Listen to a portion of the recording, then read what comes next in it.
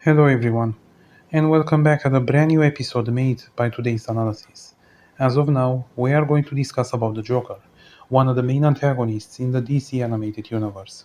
The most iconic animated incarnation of the Joker ever made, and easily seen as Mark Hamill's greatest role.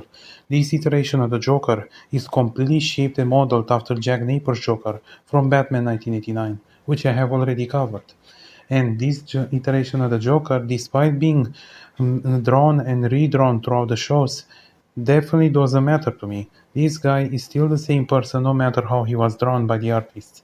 And in this episode, we are going to talk all you know about him throughout the shows, specifically Batman the Animated Series, the New Batman Adventures, Justice League Unlimited, Batman Beyond, and Return of the Joker, to understand this iteration of the Joker and why he is the Clown Prince of Crime. And now, let's begin. Now, the backstory for this incarnation of the Joker is largely unknown. All that we know about him is the fact that he might have been born in Gotham City, let's say around the 1940s, and he was already a criminal and a mobster as he was associated with the mob and organized crime and committed crimes for his fellow superiors. And it's implied that his real name might be Jack Napier, like again the Joker from Batman 1989, but it's revealed later that that name was used by him as an alias back in his good old days. But eventually by the late 1980s or the early 1990s, this Joker, by accident upon meeting Batman in a factory, fell into a vat of chemicals that has turned his skin bleached and turned his hair green and his teeth yellow. And thus, it made him into the Joker, the Clown Prince of Crime.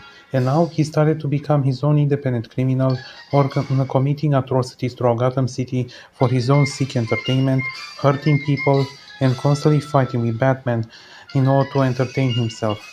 And eventually want to kill the Batman for foiling his plans again and again.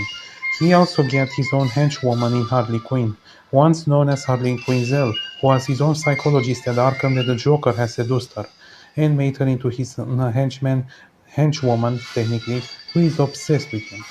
But now, over the 1990s, this man has pretty much done almost anything that you could possibly imagine, including robbing the mob, abusing Harley, officially committing organized crime, battling the Batman, officially killing people, robbing banks, etc. etc. But this Joker has unfortunately crossed a massive line, with kidnapping one of Batman's Robins, the young Tim Drake, that he tortured him for information and brainwashed him to become a mini Joker.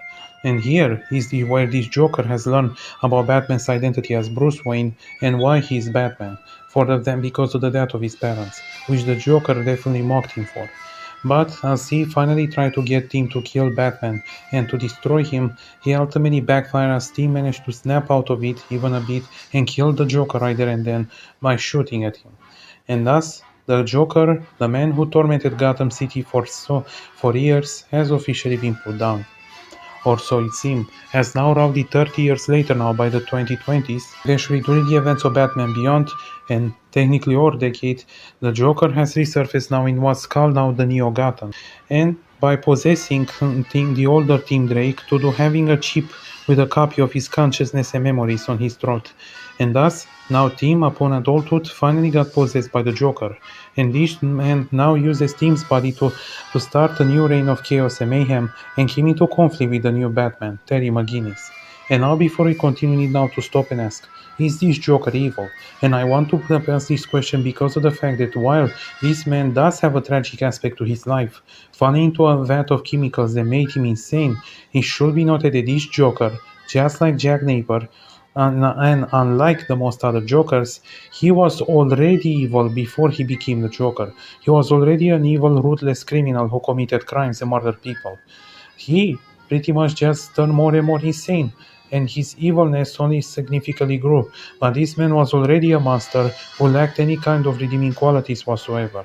And while it could be implied here that he might have been, I don't know, a victim or something, that's not the case for this Joker. I repeat again, most other Jokers were normal people or even good people before they had a bad day or something else happened to them.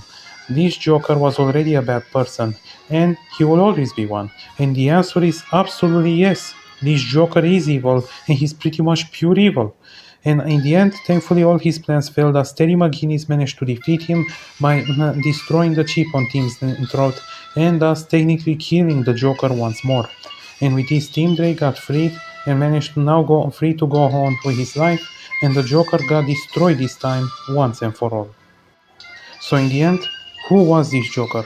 He was nothing more but a psychopath who only wanted to hurt and kill others for his own entertainment. A monster that has absolutely no redeeming qualities whatsoever, and who pretty much only went further and further down the rabbit hole of insanity. And a monster that could easily be called as one of the most iconic animated villains ever created. Thanks for watching. Don't forget to give a like, share and subscribe, and have a nice day.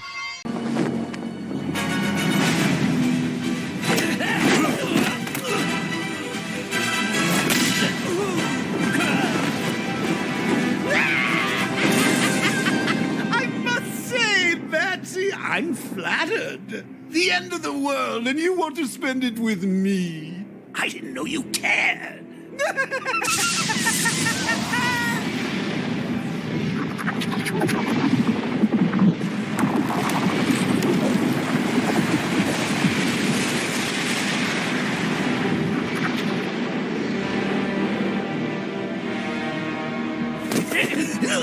I care, Joker.